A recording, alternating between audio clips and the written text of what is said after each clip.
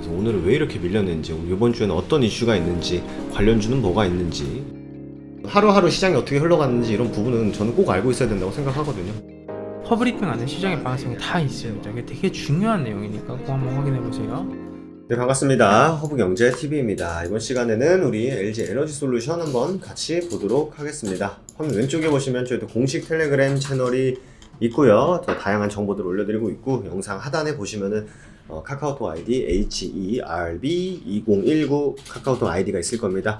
이쪽으로 들어오시면 보다 더 퀄리티 있는 내용들 보내드리고 있으니까 카카오톡 친구 추가하신 다음에 메시지 한번 남겨주시면 저희가 확인이 된다라는 것까지 말씀드리고 LG엔솔 보도록 하겠습니다. 결과적으로 오늘 45만원을 깨는 흐름을 보였습니다. 그 이유, 그리고 깰 수밖에 없었던 부분에 대해서 한번 보도록 하겠고, 일단 이슈 나온 거 좀 체크해 보도록 할게요.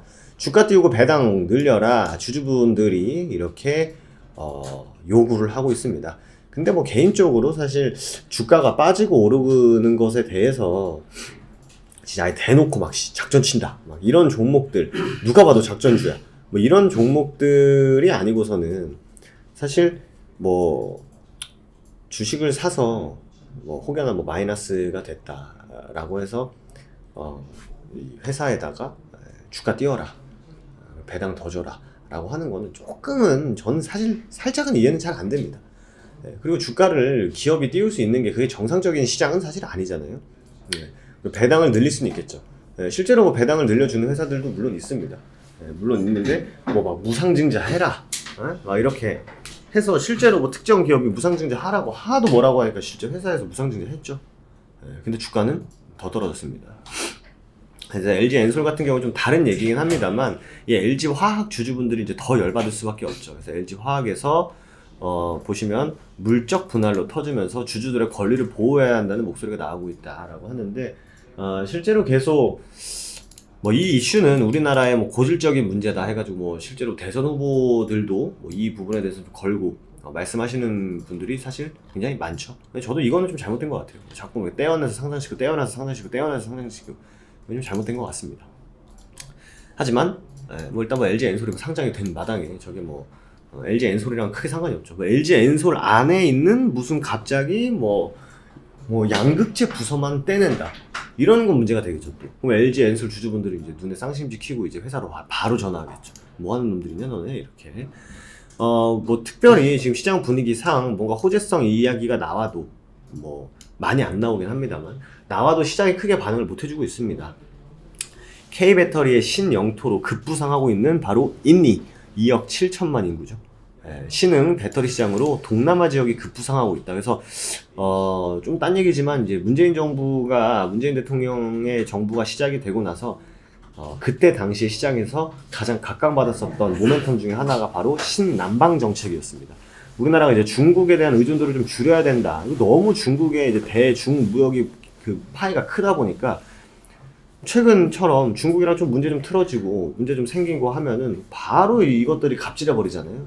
그래서 이런 좀 위험을 회피하고자 동남아 진출을 해야 된다. 왜냐면 동남아는 인구도 정말 많고 시장도 적지도 않고 하다 보니까 동남아 쪽으로 진출을 해야 된다는 얘기들이 굉장히 많았는데, 쭉 뭐 이런저런 뭐 진출을 한다, 뭐 배터리 공급 측면에서도 동남아는 유리한 점이 많다. 왜?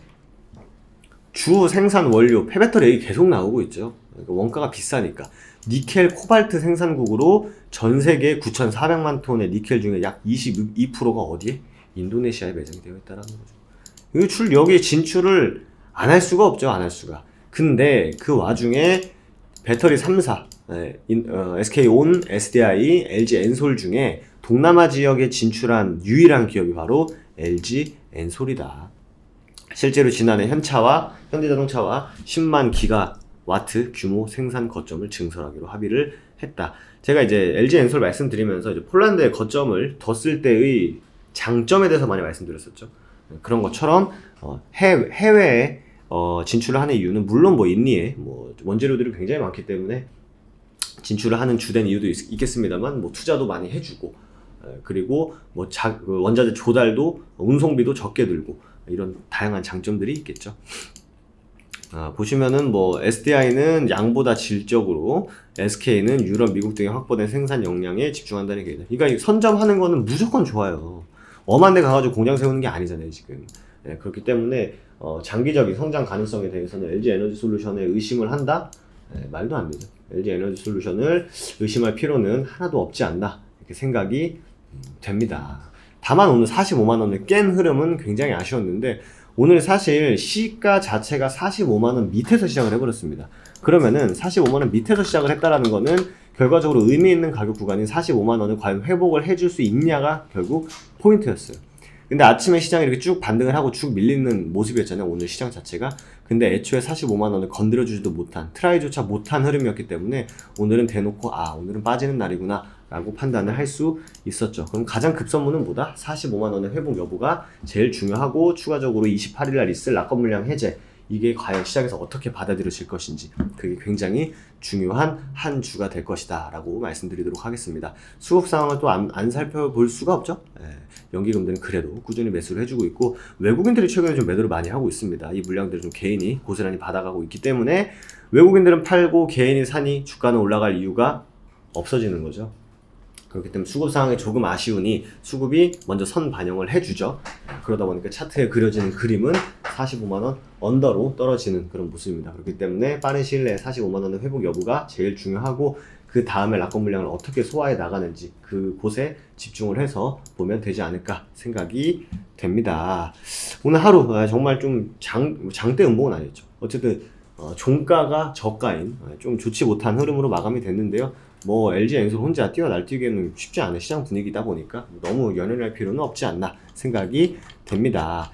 마지막으로 저희 카카오톡 친구 추가 HERB2019 친구 추가하신다는 메시지 꼭 한번 남겨주시고요. 저희 또 이벤트 진행하고 있습니다. 저는 꾸준히 수익을 또 챙겨가고 있는데, 이런 시장에서도 허붕대TV와 함께 수익 사냥 한번 나서 보실 분들은 VIP하고 방송만 같이 또 매매를 진행하고 있습니다.